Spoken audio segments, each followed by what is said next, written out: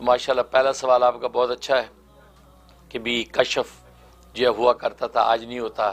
ظاہر ہے کہ آج کشف کا زمانہ نہیں، آج تو کسب کا زمانہ ہے. ہر بندہ کمائی میں لگا ہوا ہے، کمانے میں لگا ہوا ہے.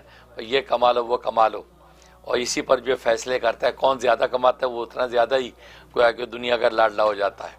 تو یہ کسب کا زمانہ بنا کھڑا ہے، اس لیے کشف کیا ہوگا پھر، ٹھیک ہے نا.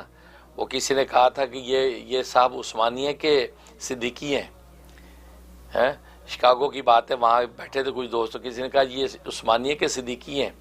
تو ایک صاحب بولے من چلے تھے، کہہ رہے کہ یہاں کوئی عثمانی صدیقی نہیں، یہاں سارے ڈالر بھی ہیں. یہ سارے ڈالر بھی ہیں. تو چونکہ ڈالر بھی ہو گئے ہم تو کشف کیوں ہوگا؟ یہ کشف کی آنکھ کے لیے تو پھر آپ کو پتہ ہے سچا صدیقی ہونا پڑتا ہے. تو سچی صداقت کہاں رہی ہے؟ صدق حلال اور رزق حلال اور صدق مقال. اللہ والے دو شرطیں لگاتے ہیں کہ رزق حلال اور صدق مقال. حلال رزق کو سچی بات کرو، یہ دو چیزیں آپ کے اندر حقیقت کے ساتھ پیدا ہو جائیں گی تو باطن کی آنکھ کھلے گی. الباطنو جو اللہ کا نام ہے، الظاہر بھی ہے الباطن بھی ہے. الباطنو کا جو اللہ کا نام ہے وہ پھر اجلال کرتا ہے آپ کے اوپر. جب اجلال کرتا ہے تو باطن کی آنکھ کھل جاتی ہے. پھر الظاہر، تو الظاہر چیزیں ہونے لگتی ہیں، لہٰذا اللہ والے نگاہ جھکاتے ہیں تو اس کے اندر دیکھ لیتے ہیں. تو اس لیے آج چونکہ کسب کا زمانہ بن گیا ہے اس لیے کشف نہیں رہا. تو یہ بات آپ کی صحیح ہے کہ اس کی وجہ یہ بھی ہو سکتی ہے آج جو ہے ہم ہر جگہ الٹا سیدھا کھا رہے ہیں، اس کے نتیجے میں پھر آپ کے سامنے ہے کہ آج پھر وہ روحانیت کی آنکھ جو بند ہو جاتی ہے. لیکن پھر بھی حضرت حاجی امداد اللہ مہاجر مکی شیخ العرب والعجم رحمہ اللہ تعالیٰ بڑی اچھی بات کی ہے کہ آج ہمارے قوا کمزور ہیں. ہم اس درجے کے لوگ نہیں جو متقدمین کی طاقتیں تھیں، ان کے مجاہدے تھے، جنگلوں میں بیابانوں میں جگہ جگہ مجاہدے انہوں نے کیے، 30 سال جنگلوں میں گزار دی. آج تو ہمارے گھر کے اندر ہم سے نہیں گزرتی. گھر میں جو کہتے کہ نرم گدا نہ ہو تو نیند نہیں آتی، گرم تکیہ نہ ہو تو نیند نہیں آتی. تو وہاں پہاڑوں غاروں کے اندر جا کے ہم کیا مجاہدے کر سکتے ہیں؟ ہماری حالت یہ ہے. تو حضرت فرماتے ہیں کہ آج کا زمانہ یہ ہے کہ خوب کھاؤ اور پھر نفس سے خوب کام لو. فرماتے ہیں ٹھنڈا پانی پیا کرو تاکہ دل سے الحمدللہ نکلے. ہاں اس لیے کہ گرم پانی پیو گے تو پیاس تو بجھ جائے گی، اور زبان سے الحمدللہ کہو گے تو دل شریک نہیں ہوگا.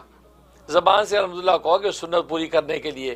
اس لیے فرمایا کہ آج کے زمانے مرغ مسلم کھاؤ، قورمے بریانیاں کھاؤ، پھر اب جو قوت ملی ہے اس سے نفس سے کام لو. لہٰذا ایک اللہ والے کی نے اپنی دستور بنا رکھا تھا، اگر کسی دعوت میں گئے، ولیمے میں گئے، کھا پی کے آئے تو گھر آ کے فوراً وضو کیا، نفس کو تیار ہو جا. بڑی دعوت کھا کے آیا 10 نفلیں پڑھ کے سو رہا ہے، 10 نفلیں پڑھ کے سو رہے ہیں. تو دعوت کے بعد 10 نفلیں. اور آج ہماری یہ حالت ہوتی ہے کہ قورمے بریانی کی دعوت کھا لی تو پھر فرض نماز بھی گئی. آج یہ بڑا نشہ چڑھا ہوا ہے، بڑی نیند آ رہی ہے یار، اٹھ کے دیکھیں گے. پھر تہجد بھی گئی، فجر بھی گئی، پھر صبح 10 بجے آنکھ کھلتی ہے. بھائی الٹی گنگا.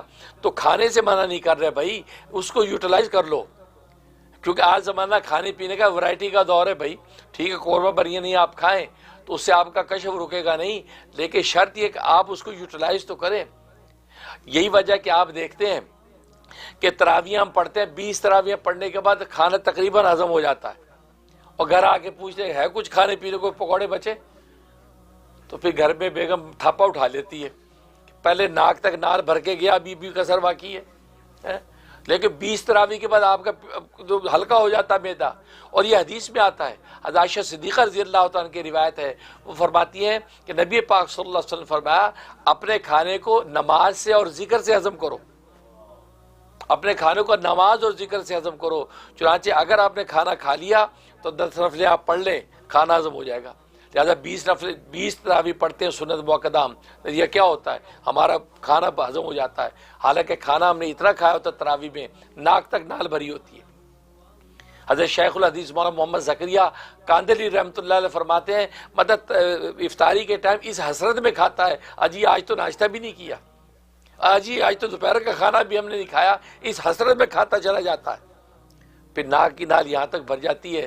تو میرے جب وہ ایک اللہ والے بزرگ یہ کہا کرتے تھے کہ جب سجدے میں جاتا اللہ اکبر ہے، اللہ بڑا ہے، لیکن اندر سے آواز آتی دہی بڑا ہے. تو مطلب ہے کہ دہی بڑا اندر سے بولتا ہے. تو یہ حالات ہوتی ہیں. تو اس مغرب کی نماز میں کھا کھا کی بری حالت. تو آج اتنا کھاتے ہیں. تو حضرت حاجی صاحب فرماتے کوئی بات نہیں کھاؤ لیکن نفس سے کام لو. چانچہ ذکر سے ہضم کرو. آپ تجربہ کر کے دیکھ لیں, آپ نے کھانا کھایا, وہ 2000 مرتبہ لا الہ الا اللہ کا آپ ذکر کر رہے ہیں بیٹھ کے, 2000. آپ کہیں گے یار یہ کھانا گیا کہاں؟ کیونکہ نبی کا ارشاد ہے کہ ذکر سے کھانا ہضم کرو. 2000 لا الہ الا اللہ, لا الہ الا اللہ, لا الہ الا اللہ محمد رسول اللہ. کبھی کبھی محمد رسول اللہ ملاتے جاؤ, 2000 کا ورد کر لو. اس کے بعد آپ محسوس کریں کہ معدہ ہلکا ہو گیا. کیونکہ معدے کے 2 منہ ہوتے ہیں, ایک اوپر کا منہ, ایک نیچے کا منہ.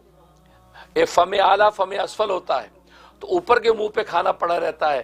جب انسان ذکر کرتا ہے, نماز پڑھتا ہے, وہ اوپر کے منہ سے نیچے کی طرف چلا جاتا ہے. نیچے جب چلا جاتا ہے اب ہضم کی طرف نکل جاتا ہے. نتیجہ کیا ہو کہ انسان کا معدہ ہلکا ہضم ہو جاتا ہے.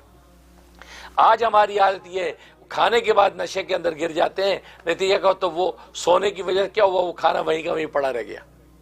وہ اس سے وہ کام کرنا ہی روک دیا اس نے. نتیجہ یہ ہے کہ جب اٹھتے ہیں پھر کھٹے ڈکار آتے ہیں, انسان پریشان ہو جاتا ہے کہ یار کیا کھانا یہی پڑا ہے. اس لیے تو خیر, لیکن پھر بھی حاجی صاحب فرماتے آج خواہ کمزور ہیں کوئی بات نہیں, آپ کھائیں, لیکن یہ آپ طے کر لیں کہ بھی نفلیں پڑھنی ہیں. تو اللہ تبارک و تعالیٰ اس سے کفارہ کرتے تھے, مکافات کر دیتے ہیں. اور کشف آج بھی اللہ تبارک و تعالیٰ کے بندوں کو ہوتا ہے. اللہ کے نئے بندے موجود ہیں, آج بھی کشف کی دنیا کھلی ہوئی ہے. لیکن بات وہی ہے کہ کھانے پینے کو یوٹیلائز کریں, اس کو اللہ کی عبادت میں لگائیں, سجدوں میں لگائیں, ذکروں میں لگائیں. نتیجہ کیا ہوگا تو پھر آپ کی جو ہے وہ کھانے پینے کے باوجود بھی آپ کے کشف کی آنکھ کھلی رہے گی. تو اس انداز سے کریں گے تو انشاءاللہ فائدہ ہوگا.